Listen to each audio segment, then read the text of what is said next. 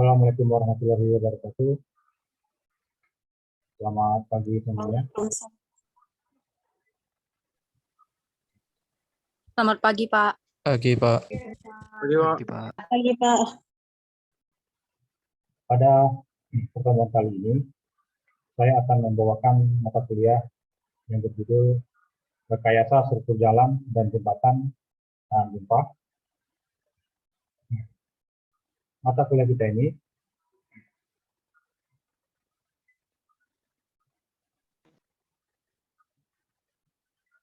berisi tentang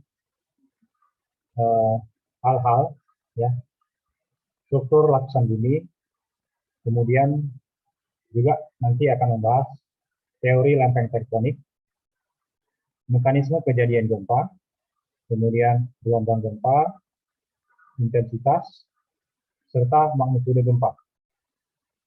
Kemudian setelah teori bumi kita pelajari dan gempa juga dipelajari, kita lanjutkan dengan prosedur perencanaan jembatan terhadap beban gempa berdasarkan peraturan yang terbaru ya, yang berlaku di negara kita. Untuk capaian pembelajaran yang dibebankan prodi itu ada 8 ya. Yang pertama, bekerja sama dan memiliki pesan sosial serta kepedulian terhadap masyarakat dan lingkungan, menunjukkan sikap bertanggung jawab atas pekerjaan di bidang keahlian secara mandiri, menguasai konsep teoritis, matematika terapan, sains alam, sains rekayasa dan prinsip rekayasa untuk menerjemahkan dan mengkaji perancangan teknis rinci, detail engineering design atau DED, melaksanakan ya, dan mengawasi proses konstruksi, kemudian melakukan perbaikan struktur dan perawatan seperti bangunan jalan dan jembatan skala menengah. Kemudian selain itu ya, pengetahuan yang kelima, menguasai perkembangan teknologi khususnya di bidang bangunan jalan jembatan, menguasai referensi teknis yang berlaku di Indonesia dan minimal satu standar yang berlaku internasional di bidang bangunan jalan jembatan. Kemudian selanjutnya mampu menerapkan pemikiran logis, kritis, inovatif, bermutu, dan terukur dalam melakukan pekerjaan yang spesifik di bidang keahliannya serta sesuai dengan standar kompetensi kerja bidang yang bersangkutan. Kemudian mampu menunjukkan kinerja mandiri, bermutu, dan terukur. Dan yang terakhir adalah mampu menerapkan matematika terapan, sains alam, sains rekayasa, dan prinsip rekayasa untuk melakukan kajian perancangan teknis rinci, pelaksanaan dan pengawasan, ya, maksudnya pelaksanaan dan pengawasan, kemudian melakukan perbaikan struktur dan perawatan kinerja bangunan jalan jembatan skala menengah.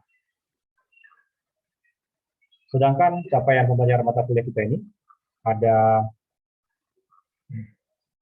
beberapa, ya ada 8. Yang mana yang pertama sekali adalah mampu menguasai konsep teoritis tentang bentuk, ukuran, dan struktur lapisan bumi serta teori lempeng tektonik.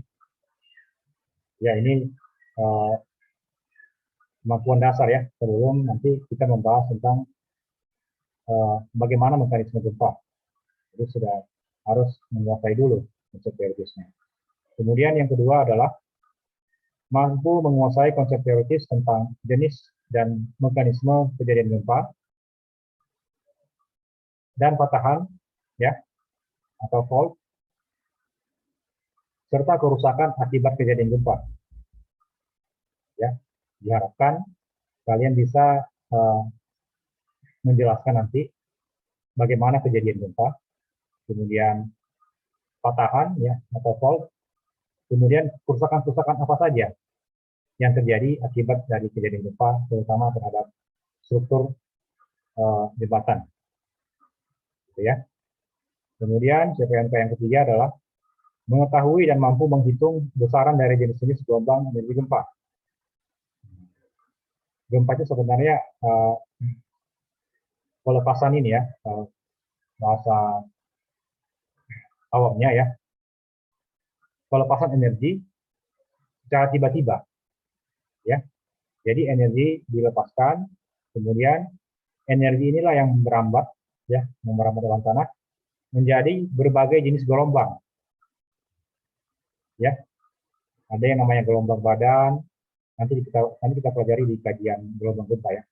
Gelombang badan atau body wave, ada lagi namanya gelombang permukaan atau surface wave. Kemudian CPMK yang keempat mengetahui dan mampu menghitung besaran intensitas dan magnitudo gempa. Ya, salah satunya itulah yang umum ya, umum seperti skala Richter. Ya, skala Richter itu termasuk magnitudo lokal ya. Lokal. Kemudian kalau intensitas contohnya adalah MMI ya, skala MMI.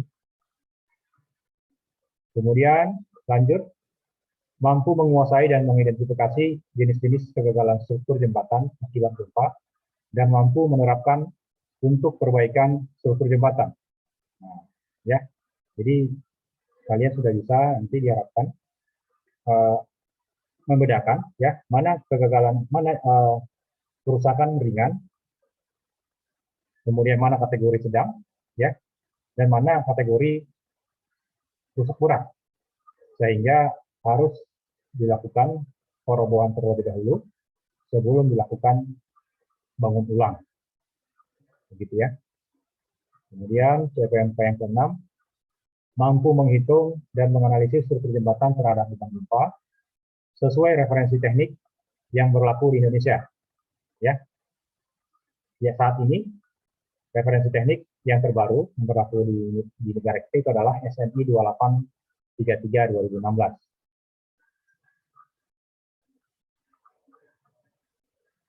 Selanjutnya, CPMK yang ke-7 diharapkan kalian juga mampu menerapkan detailing untuk ketahanan gempa yang sesuai referensi teknik yang berlaku di negara kita. Detailing ini itu adalah masalah penulangan ya, detail tulangan. Dan yang terakhir adalah menguasai perkembangan teknologi seismic device pada jembatan. Adapun bahan kajian, materi pembelajaran yang akan dipelajari pada mata kuliah ini dalam satu semester ini, itu yang pertama adalah bumi dan teori lempeng tektonik ya. Jadi awalnya kita belajar teori bumi dulu, baru nanti masuk ke gempa bumi. Ya, gempa bumi itu ada banyak, ada yang gempa bumi tektonik, kemudian ada gempa bumi vulkanik, kemudian ada gempa bumi apa lagi? Ada yang bisa jawab? Selain gempa bumi tektonik, ada juga gempa bumi vulkanik itu akibat gunung berapi, erupsi. Kemudian gempa bumi akibat apa lagi? Kan banyak ya. Ada yang bisa menjawab? Ada?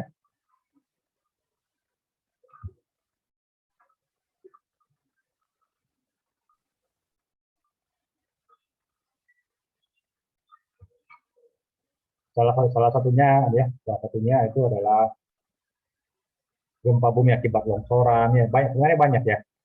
Gempa bumi akibat longsoran, kemudian gempa bumi akibat ledakan ya, ledakan termasuk ya, apalagi di daerah tambang ya, tambang kan kalau ada perubahan ya, cukup dekat dengan area pertambangan itu kan terasa getaran akibat ledakan ya, ledakan dari dinamit. Kemudian bisa juga gempa bumi itu akibat tumbukan ya, benda-benda langit ke permukaan bumi. Nah, ini kasusnya langka ya, langka dan lain-lain ya. Jadi di mata kuliah kita ini kita fokusnya ke gempa bumi tektonik. Ya, gempa bumi tektonik. Kemudian bahan kajian yang ketiga, kita lanjutkan kembali. Itu adalah gelombang gempa. Ya. Baru intensitas dan magnitudo gempa di bahan kajian ini nanti belajar magnitudo lokal ya, dan magnitudo yang lain ya. Ada banyak itu. Kemudian juga skala-skala intensitas yang ada di dunia ya, dan skala intensitas yang dipakai di negara kita. Kemudian yang kelima adalah jenis-jenis kegagalan struktur jembatan akibat gempa. kita nanti akan belajar apa saja kegagalan struktur akibat gempa. Kebanyakan kasusnya memang ya kebanyakan tingkat kalau parah dia adalah gagal di pilar ya, gagal di pilar. Nanti akan kita bahas secara lebih mendalam pada pertemuan khusus yang membahas tentang jenis kegagalan struktur ini. Selanjutnya adalah analisis struktur jembatan terhadap gempa. Di bahan kajian ini kita akan menganalisis ya struktur, akan menghitung beban gempa yang terjadi pada struktur jembatan. Dalam hal ini pilar ya. Kemudian yang ketujuh adalah apa saja persyaratan-persyaratan detailing yang dibutuhkan untuk pertahanan terhadap beban gempa. Dan yang terakhir, seismic device pada jembatan. Ya, apa saja device-device penahan beban gempa yang kita pikirkan pada jembatan nanti dibahas secara tuntas pada bahan kajian ini ya. Baik, untuk dasar referensi ya, yang utama itu ada 4. Yang pertama itu adalah buku saya ya, perubahan Spectrum Respon Design SNI 36 2019 SNI 36 2012 di Provinsi Sumatera Utara tahun 2021. Jadi di buku ini banyak membahas tentang sejarah kegempaan di Sumatera Utara dan juga membahas ya hasil analisis dari perubahan Spectrum Respon Design akibat perubahan peraturan gitu ya. Kemudian yang kedua itu adalah buku karangan Pak Wirodipurnomo yang berjudul Seismologi Teknik dan Rekayasa Kegempaan. Kemudian untuk analisis gempanya ya kita merujuk ke peraturan yang terbaru perencanaan jembatan terhadap beban gempa itu SNI 2833 2016. Dan yang terakhir itu adalah acuan internasional karena SNI kita ini adalah merujuk ke ASTO LFD yang 5th edition ya tahun 2012. Kemudian untuk pendukung bisa membaca juga buku pintar gempa karangan buku. Untuk penilaian ya seperti biasa penilaian di kampus kita tugas itu adalah 50%. Kemudian nilai UAS, nilai UTS ya PSU itu 20%. Kemudian dijumlahkan dengan nilai UAS dengan komposisi 30% ya. Jadi 50% tugas, 20% UTS, 30% UAS. Kemudian untuk metode pembelajaran di mata kuliah ini yang akan kita lalui itu kebanyakan ya diskusi kelompok ya, kebanyakan diskusi kelompok, kemudian ada juga studi kasus.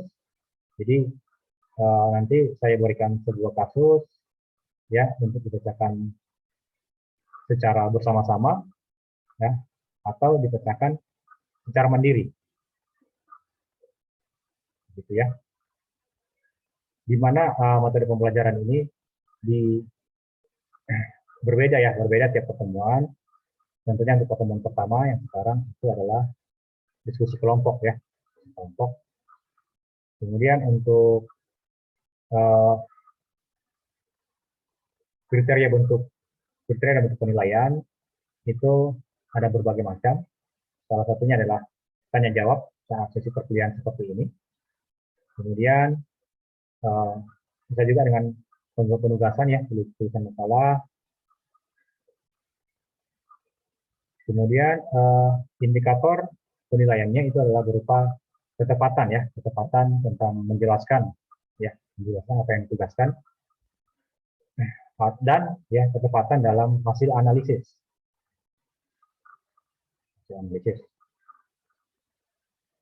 Baik, sebelum kita masuk ke materi yang pertama sekali, sampai di sini ada yang mau ditanyakan tentang rencana pembelajaran kita pada semester ini? Ada? Belum ada. Oke. Belum ada, Pak. Ya. Ada yang mau bertanya? Oke. Kita lanjutkan. Ya. Di pertemuan pertama ini, ya, subjek PMK yang akan kita pelajari yang akan kemampuan akhir yang direncanakan itu adalah mampu menjelaskan tentang lapisan-lapisan penyusun bumi. Ya. Adapun bahan-bahan kajiannya itu antara lain struktur lapisan bumi, kemudian lapisan-lapisan bumi seperti litosfer, astenosfer, mesosfer. Kemudian untuk bentuk dan metode pembelajaran, bentuknya adalah perkuliahan, ya, perkuliahan. Kemudian aktivitas kelas itu dengan menggunakan metode pembelajaran diskusi kelompok. Kemudian kita menggunakan media LMS, ya, Cipadi, Google Classroom, ya. Untuk tugas nanti di akhir sesi, ya itu akan kita kumpulkan nanti lewat LMS Cipadi kita, ya. Kemudian untuk pengalaman belajar, ya pengalaman belajar pada pertemuan pertama ini adalah kalian mencari, ya, mencari materi makalah tentang bentuk, ukuran, dan lapisan penyusun bumi dan disusun menjadi ringkasan, ya, dalam bentuk makalah. Baik, kita masuk ke materi yang pertama.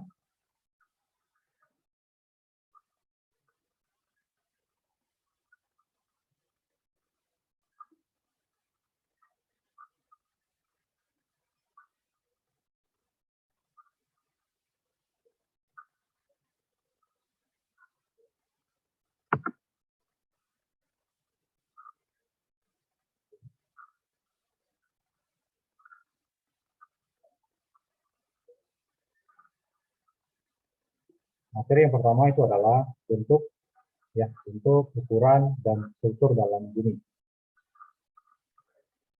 Oke, sebelum saya buka slide pertama, ya, apakah ada yang bisa menjelaskan bagaimana bentuk?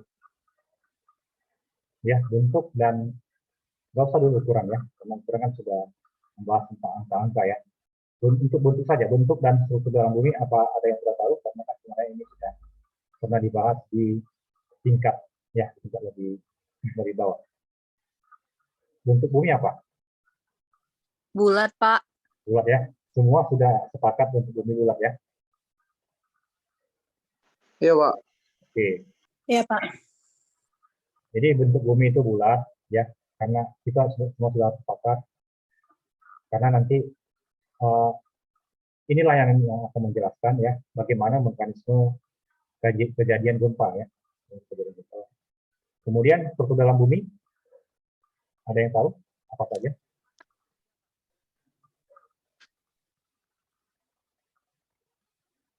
Ada? Struktur dalam bumi. Ada 3 struktur dalam bumi, Pak. Ada 3, ya. Apa saja itu? Litosfer, astenosfer, dan mesosfer, Pak. Ya, benar sekali, ya. Oke, saya jelaskan, ya.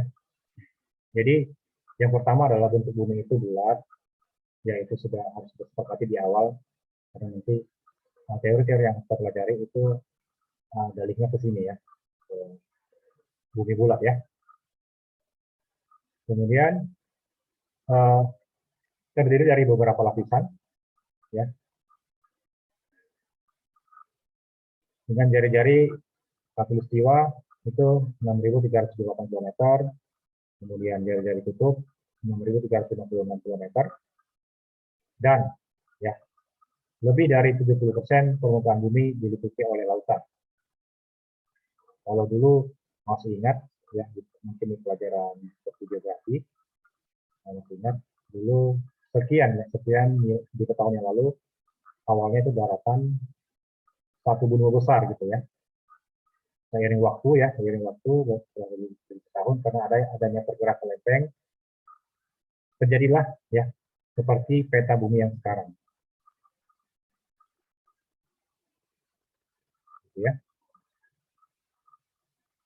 Oke. Untuk struktur dalam bumi, ya, untuk menganalogikannya itu adalah sama seperti membayangkan apa itu telur, ya. Bayangkan saja telur. Jadi kuning telur itu adalah inti bumi, kemudian putih telurnya itu adalah selubung, Dan yang terakhir, cangkang telurnya itu adalah kerak bumi. Gitu ya. Jadi berdasarkan penyusunnya, tadi sudah sempat disebutkan oleh kawannya, berdasarkan penyusunnya, lapisan dalam bumi itu dibagi 3, yaitu litosfer, astenosfer, dan mesosfer ya. Yang pertama sekali kita bahas tentang litosfer dulu. Ya. Litosfer itu adalah lapisan paling luar bumi, ya, dengan tebal kira-kira itu 100 km. Kemudian terdiri dari kerak bumi atau crust dan bagian atas selubung atau selubung bumi. Nah, apa itu selubung yang kita bahas lagi. Kemudian lapisan ini relatif lebih dingin karena berada di permukaan dan cenderung membatu dan rapuh, sehingga mengakibatkan lapisan ini dapat mudah hancur gitu ya, mudah hancur dalam sebuah kejadian gempa. Nah, litosfer yang hancur inilah yang akan kita kenal dengan yang namanya lempeng tektonik. Kemudian lapisan ini lapisan yang lebih tipis bisa dibandingkan dengan lapisan yang lain. Kemudian lapisan di bawah litosfer itu adalah astenosfer, ya. Di bawah litosfer kira-kira dengan kedalaman 700 km ada astenosfer ya. Di mana pada lapisan ini suhunya sudah hampir berada dalam titik lebur, sehingga bersifat fluida. Bayangkan saja seperti magma ya, seperti magma, bayangkannya. Kemudian karena bersifat fluida juga, astenosfer ini mengalir, yang disebabkan oleh adanya tekanan yang terjadi sepanjang waktu. Nanti inilah yang mengukuhkan teori konveksi. Teori konveksi itu adalah sebuah teori yang menjelaskan mengapa lempeng itu bergerak. Kemudian, daerah perbatasan lapisan litosfer dan astenosfer membentuk proses konveksi, sehingga menyebabkan lapisan-lapisan litosfer menipis, terpecah-pecah, dan bergerak acak secara horizontal ke arah lingkaran permukaan bumi. Nah, inilah yang kita kenal tadi, disebutkan lempeng tektonik. Lempeng tektonik itu ada kecepatannya, ada arah gerakannya ya. Kemudian, lapisan yang terakhir ya, itu adalah mesosfer. Ya, sifatnya itu mesosfer ini lebih kaku bila dibandingkan litosfer, namun lebih kental dibandingkan astenosfer. Mesosfer terdiri dari sebagian besar selubung, ya sebagian besar selubung hingga inti bumi. Baik, sampai di sini ada yang mau ditanyakan? Oke. Jelas, Pak. Jelas ya. Kalau tadi berdasarkan lapisan bumi, ini adalah pembagian ya 4 lapisan utama bumi. Ya. Tadi saya sebutkan apa itu mantel gitu ya, apa itu selubung, apa itu kerak bumi gitu ya. Nah, 4 lapisan utama bumi itu yang pertama itu adalah kerak bumi. Ini lapisan terluar, ya, di mana kerak bumi ini terbagi atas 2 bagian, yaitu kerak samudra, itu adalah kerak yang berada di dalam samudra, kemudian kerak benua. Kerak bumi kan adalah daratan ya. Kemudian selimut bumi, ini bersifat plastis, komposisinya itu adalah magnesium, besi, aluminium, silikon, dan oksigen. Selimut bumi ya, atau mantel. Kemudian inti bumi bagian luar, ini bersifat cair, terdiri dari besi campur dengan silikon ya. Dan yang terakhir, itu adalah lapisan inti bumi paling dalam ya. Ini bersifat kaku, dan murni lapisan ini komposisinya adalah besi. Di inti bumi bagian luar, kenapa bersifat cair, sementara inti bumi bagian dalam bersifat padat? Nah, inilah salah satu yang menyebabkan perbedaan ya, kenapa dibedakan inti bumi bagian luar dan bagian dalam. Karena salah satunya adalah dari komposisinya juga ininya ya, sifatnya ya. Jadi inti bumi bagian dalam ini bersifat kaku atau padat karena sangat tingginya tekanan yang diterima ya. Nah, tekanan yang diterima sehingga bersifat kaku atau padat. Nah, ya gambar ini sudah cukup menjelaskan apa itu lapisan bumi. Ini kita iris ya, seperti ini kita iris atau jadi yang ini inti bumi bagian dalam, ya solid metal. Kemudian yang bagian ini inti bumi bagian luar, yang ini ya, dan ini mantel. Kemudian inilah crust atau kerak bumi. Ini lapisan penyusun bumi ya. Ini kalau atmosfer diabaikan ya. Kemudian tadi ada saya sebutkan ada yang namanya kerak benua, kerak daratan ya. Nah, continental crust ini kerak daratan ini itu pulau ya. Kemudian oceanic crust itu kerak samudra ini. Litosfer ini ya, litosfer kerak bumi ditambah sebagian selubung ya. Kerak tambah sebagian selubung, kemudian asthenosfer dan inti ya, di inti bumi. Nah, ini gambar ini menjelaskan kedalaman masing-masing lapisan bumi ya. Jadi crust itu kurang lebih 30 km kedalamannya. Kemudian upper mantle ini ya sampai ke ini 700 km. Kemudian mantel bagian bawah sudah mencapai kedalaman 2.900. Kemudian inti bagian luar 5.100 ya, 550 km. Ya, lebih lengkap lagi dijelaskan pada gambar yang ini ya. Ini sudah mencakup juga komposisi penyusunnya ya. Misalnya contohnya adalah inti bagian dalam ini adalah solid Fe ya, solid besi dengan suhu bisa dilihat ya. Suhunya ini 4.300 derajat Celcius. Suhunya tinggi, tapi kenapa dia padat? Jadi sudah saya sebutkan itu karena sangat tingginya tekanan ini ya, tekanan dari lapisan-lapisan di atasnya. Kemudian inti bumi bagian luar itu bersifat liquid dengan komposisi sudah bercampur dengan ini ya, lerang ya. Kemudian di mantel itu sudah komposisinya beragam-ragam, mulai dari magnesium, besi, aluminium, silikon, dan oksigen. Dan terakhir adalah crust ya, crust bersifat kopi atau batuan dengan kedalaman ya kurang lebih 100 ya, atau 30 sampai 100 kiloliter ya. Dengan suhu di sini bisa mencapai 0 derajat Celcius. Bagian mantel itu 1000 derajat Celcius. Gitu ya. Oke. Sampai di sini ada yang mau ditanyakan?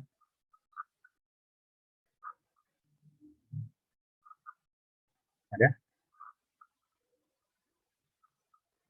Jelas, Pak. Oke, kalau Jelas, tidak Pak. ada, Jelas, Pak. saya rasa untuk materi kita hari ini kita cukupkan sampai di sini ya. Untuk tugas ya, saya lebih memahami tentang apa yang saya sampaikan. Masing-masing dari kalian membuat makalah yang membahas tentang bentuk, ukuran, dan lapisan penyusun bumi yang disusun menjadi ringkasan dalam bentuk makalah ya. Silakan mengambil referensi yang lain ya, tambahan dari referensi apa yang sudah saya sampaikan. Baik, kalau tidak ada pertanyaan, jangan lupa tugasan ditentukan lewat LMS tadi ya. Kalau tidak ada pertanyaan, sampai jumpa di pertemuan selanjutnya yang akan membahas tentang teori-teori tentang gempa bumi ya, seperti continental drift, kemudian Wagner ya, dan lain-lain, dan juga termasuk teori lempeng terbumi. Baik, sampai jumpa di minggu depan. Assalamualaikum warahmatullahi wabarakatuh. Selamat pagi semuanya. Waalaikumsalam. Pagi, Pak. Terima kasih, Pak. Pagi, Pak. Terima kasih.